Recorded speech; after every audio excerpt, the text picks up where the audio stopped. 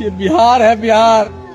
दरिंदों ने 4 वर्ष के बच्ची को भी नहीं छोड़ा, समझ जाइए कुत्ते हैवान। ఫ్రెండ్స్, పోయిన మంగళవారం అనగా జనవరి 6న బీహార్ లో ఒక 4 ఏళ్ల పాప సాయంత్రం 4 గంటలకి మిస్ అయింది. ఆ పాప కనిపించకపోవడంతో సాయంత్రం 4 గంటల నుంచి ఎంత వెతికినా ఆ పాప ఆచూకీ దొరకలేదు. దీంతో పోలీస్ కంప్లైంట్ చేస్తే పోలీసులు కూడా ఎంత గాలించినా కూడా ఆ పాప ఆచూకీ దొరకలేదు.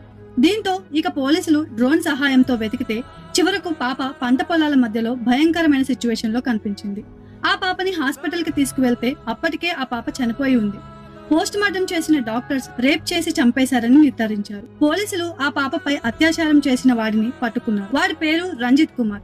వాడు ఆ పాపని ఒంటరిగా ఆడుకుంటున్నప్పుడు పొలాల్లోకి ఎత్తుకెళ్లి రేప్ చేసి చంపేశారు. ఇప్పుడు వీడిని పట్టుకొని ఏం కనిపించిందిరా ఆ పాపని అలా చేసావు అని అడిగితే బహుశా ఇప్పుడున్న సిచ్యువేషన్ బట్టి పాప చీర కట్టుకోలేదు అందుకే రేప్ చేశానని చెప్తాడేమో కదా. ఇంతకీ తప్పు ఎవరిలో ఉంది?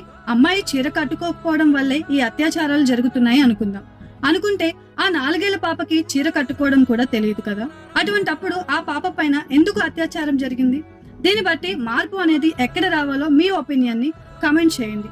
ఈ పాపకి న్యాయం జరగాలని కోరుకుంటూ ప్రతి ఒక్కరికి షేర్ చేయండి.